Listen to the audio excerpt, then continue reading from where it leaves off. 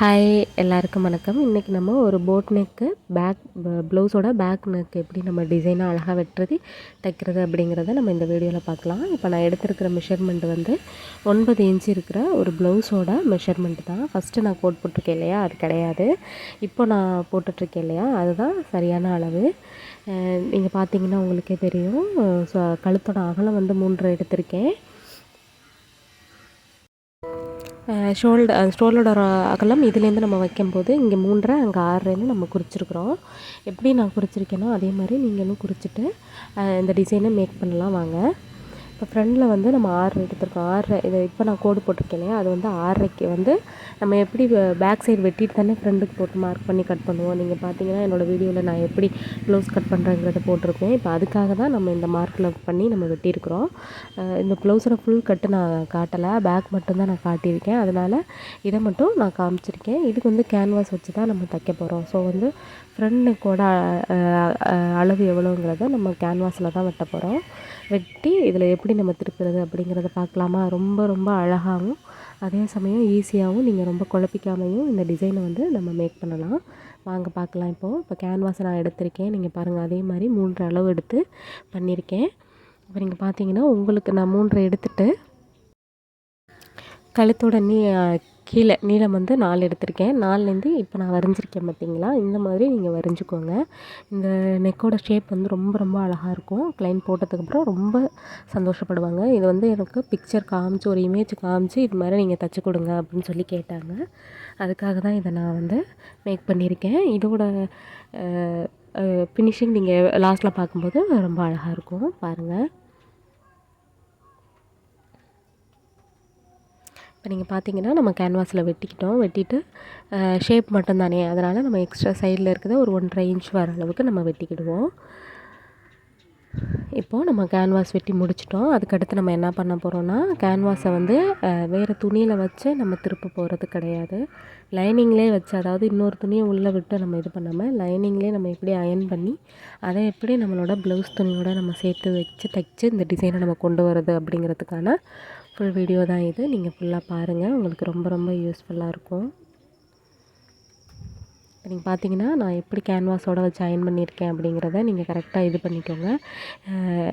கரெக்டாக சென்ட்ரு பாயிண்ட்டை நம்ம கட் பண்ணிக்கிறணும். ப்ளவுஸோட அந்த சென்ட்ரு பாயிண்ட் இருக்கு இல்லையா, அந்த லைனிங்கை அதை நம்ம கட் பண்ணிவிட்டு அதுலேருந்து நம்ம 3 எடுத்துருக்கோம் இல்லையா, 3னா அந்த இதுலேருந்து அங்கிட்டு 3, இதுலேருந்து அந்த சைடு 3, 2 சைடு 3 நம்ம கரெக்டாக எடுத்துகிட்டு இதை வச்சு நம்ம அயன் பண்ணிவிட்டு எந்த ஷேப்பில் நம்ம வெட்டியிருக்கோமோ அந்த ஷேப்லேயே வந்து நம்ம ஓரத்தில் கரெக்டாக அந்த 1/4 இன்ச்சு அளவுக்கு நம்ம தையல் போட்டுக்குவோம்.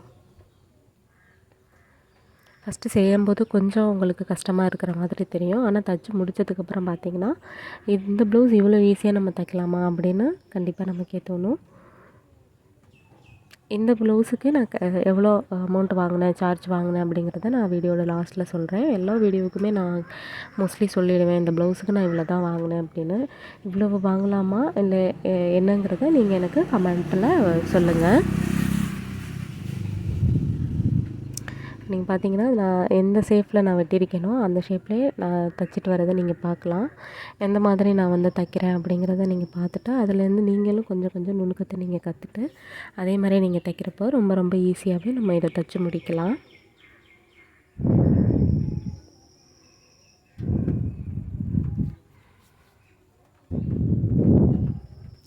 பார்த்திங்கன்னா நம்ம தைச்சிட்டோம். இப்போ சென்டரில் இருக்கிற எல்லாத்தையும் நம்ம கட் பண்ணிடணும். கட் பண்ணிவிட்டு நம்ம திருப்பணும் இல்லையா, அதுக்காக தான். கீழே வந்து நான் ப்ளவுஸோட துணி வச்சுருக்கேன் இல்லையா, அது நல்ல துணி, அதாவது நல்ல சைடு, நெகட்டிவ் சைடு வைக்காமல் நல்ல சைடு வச்சு நம்ம தைக்கணும்.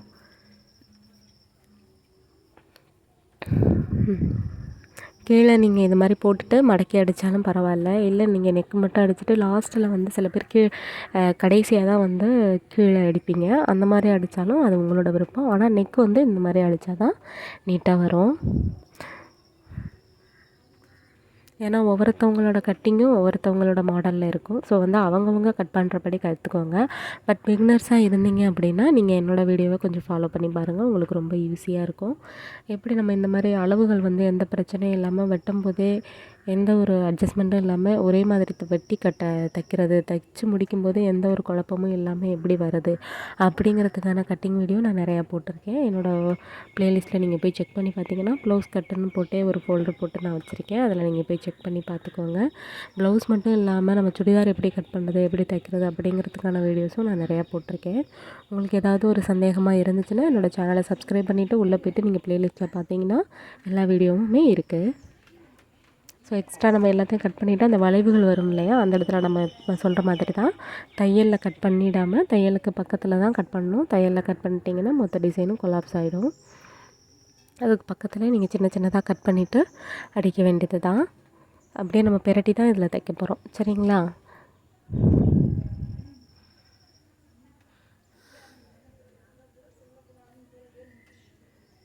இந்த மாதிரி சின்ன சின்ன ஓரளவுக்கு இந்த மாதிரியான டிசைன்லாம் வீடியோஸ் நானும் நிறையா தேடி பார்த்தேன். பேக் நெக் டிசைன் இருந்ததே தவிர இந்த மாதிரி டிசைன் எனக்கு கிடைக்கல. நீங்களும் இந்த மாதிரி தைக்கணும் அப்படிங்கன்னா என்னோடய வீடியோவை ஃபாலோ பண்ணிக்கோங்க, என்னோடய சேனலையும் சப்ஸ்கிரைப் பண்ணிக்கோங்க.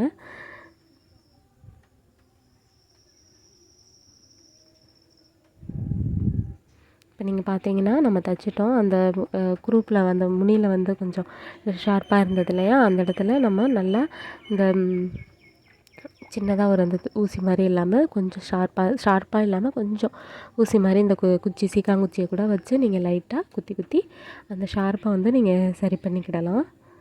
சரி பண்ணிவிட்டு இப்போ நம்ம திருப்பிட்டோன்னா நான் சொன்னேன் இல்லையா, அந்த ப்ளவுஸோட நெகட்டிவ் சைடு வைக்காமல் நல்ல துணி சைடு வச்சு நம்ம தைக்கிறப்போ அந்த பாருங்கள் திருப்புறப்போ இப்படி தான் இருக்கும்.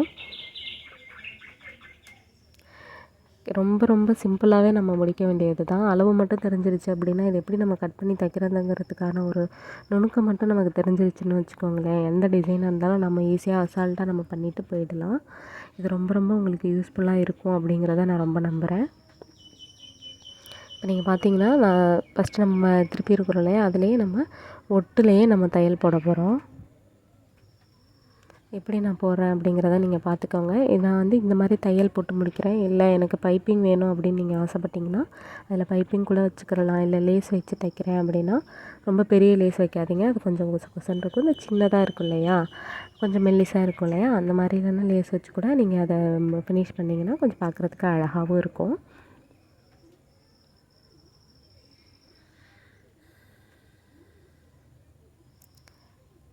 பாருங்கள் நான் எந்த மாதிரி தையல் போடுறேங்கிறத பார்த்துக்கோங்க.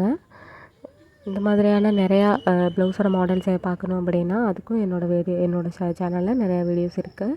எல்லாத்தையுமே நீங்கள் போய் செக் பண்ணி பார்த்துக்கோங்க. பிகினர்ஸாக இருந்தீங்கன்னா என்னோடய மெத்தடை ஃபாலோ பண்ணிக்கோங்க. நல்லா தைக்கிறவங்களா இருந்துச்சுன்னா என்னோடய டிசைனை நீங்கள் ஃபாலோ பண்ணிக்கோங்க. கண்டிப்பாக அவங்க எல்லாேருக்கும் இது ரொம்ப யூஸ்ஃபுல்லாக இருக்குன்னு நான் நம்புகிறேன். அதே மாதிரி நம்ம ஒட்டில் தைச்சி முடிச்சுட்டு எக்ஸ்ட்ரா இருக்கிறதையும் நம்ம தைச்சிட்டு கட் பண்ணி எடுத்துட்டோன்னா இந்த பேக் நெக் டிசைன் முடிஞ்சிருச்சு. இந்த நம்ம தைக்கிறோம் இல்லையா, அந்த எட்ஜ் மாதிரி இருக்குது, நான் தைக்கிறேன் பாருங்கள். அந்த இடத்துல வந்து நீங்கள் பட்டன் வச்சு கூட முடிச்சுக்கிறலாம், இல்லை நாட்டு வச்சு கூட முடிச்சுக்கிறலாம். உங்களோட விருப்பம் தான், எப்படி வேணாலும் வச்சு முடிச்சுக்கிறலாம். ஆனால் இது உங்களுக்கு ரொம்ப யூஸ்ஃபுல்லாக இருக்கும். பாருங்கள் எவ்வளோ அழகாக பார்க்குறதுக்கு ரொம்ப சூப்பரான ஒரு ப்ளவுஸ் நெக் டிசைன் தான் நம்ம முடிச்சிருக்கோம். ஸோ காலேஜ் பசங்கள்லாம் இந்த மாதிரி டிசைன்லாம் ரொம்ப விரும்புவாங்க. இல்லை கொஞ்சம் மாடர்னாக போகிற எல்லாருமே இந்த மாதிரியான டிசைன்ஸை விரும்புவாங்க. ஏன்னா கீழே ரொம்ப குட்டியாக இருக்குது அப்படின்னு நீங்கள் பார்த்தீங்கன்னா இந்த ப்ளவுஸ் வந்து அவங்க எப்படி நம்மக்கிட்ட கேட்குறாங்களோ அந்த மாதிரி தான். ஒரு சில பேர் எப்படி ப்ளவுஸ் போடுறாங்களோ அது மாதிரி தான் கஸ்டமருக்கு ஏற்ற மாதிரி தான் நம்ம தைச்சி கொடுக்க முடியும். இதை அவங்க போட்டப்போ ரொம்பலாம் அசிங்கமாக தெரியல, பார்க்குறதுக்கு அழகாகவே இருந்தது. இப்போ எக்ஸ்ட்ரா இருக்கிற இடத்துல நம்ம தையல் போட்டுக்கிடுவோம். தையல் போட்டுட்டு எக்ஸ்ட்ரா இருக்கிறதெல்லாம் நம்ம கட் பண்ணி விட்டுட்டு முன் போர்ஷன் ஸ்லீவ் மட்டும் முடிச்சிட்டிங்கன்னா அதை தைச்சிட்டு நீங்கள் அட்டாச் பண்ணி முடிச்சிங்கன்னா இந்த ப்ளவுஸ் ரெடி. எவ்வளோ ஈஸியாக ஒரு 10 நிமிஷத்தில் இந்த வீடியோ நம்ம வந்து முடிச்சிருக்கிறோம். ஆனால் தைக்கிறதுக்கு ஒரு 15 நிமிஷமாக தான் ஆகும். ஏன்னா நம்ம கேன்வாஸ் கட் பண்ணி அதை அயன் பண்ணி அதெல்லாம் நம்ம காட்டலை இல்லையா, ஸோ அதெல்லாம் பண்ணும்போது ஒரு 15 நிமிஷம் 20 நிமிஷம் ஆகும். ஸோ அந்த டயத்தில் நம்ம வந்து ஒரு எம்டி ப்ளவுஸாவது தைப்போம் இல்லையா, நமக்கு வந்து ப்ளவுஸ் இதில் என்ன பண்ணியிருக்கீங்க, இதில் என்ன அதாக வச்சுருக்கீங்க, இப்படியா இருக்குது அப்படியா இருக்குது அதுக்குன்னு சொல்லிவிட்டு அமௌண்ட்டு எதுக்கு இந்த அமௌண்ட் அப்படின்னு கேட்டாங்கன்னா கரெக்டாக நீங்கள் ஸ்ட்ரிக்டாக சொல்லிடுங்க, இதுக்கு இவ்வளோ டைம் ஆகும் அப்படின்னு சொல்லிவிட்டு நீங்கள் சொல்லிடுங்க. இந்த ப்ளவுஸ் நான் தைக்கும்போது அவங்க வந்து என் கூடவே இருந்தாங்க. நான் தைக்கிறத நான் பார்க்கணும் அப்படின்னு சொல்லிட்டு அவங்க இருந்தாங்க. ரொம்ப ஆசையாக அந்த நெக்கு கேட்டிருந்தாங்க. அவங்களே பார்த்துட்டு நான் இதுக்கு வந்து ரூ. 250 தான் வாங்கினேன். ஸோ அவங்க என்னோட ரெகுலர் கஸ்டமர். இதுக்கு நான் 250 ரூபா தான் வாங்கினேன். லைனிங் வந்து அவங்க எடுத்து கொடுத்துட்டாங்க. நான் வந்து தையல் போட்டுட்டு இந்த இதுக்காக நான் 250 தான் வாங்கினேன். எக்ஸ்ட்ரா நான் எதுவும் வைக்கல. இந்த இடத்துல பட்டன் மட்டும்தான் நான் வச்சேன். ஸோ இந்த டிசைன் உங்களுக்கு ரொம்ப பிடிச்சிருந்துச்சுன்னா சப்ஸ்கிரைப் பண்ணுங்கள், ஷேர் பண்ணுங்கள், லைக் பண்ணுங்கள். தேங்க்யூ.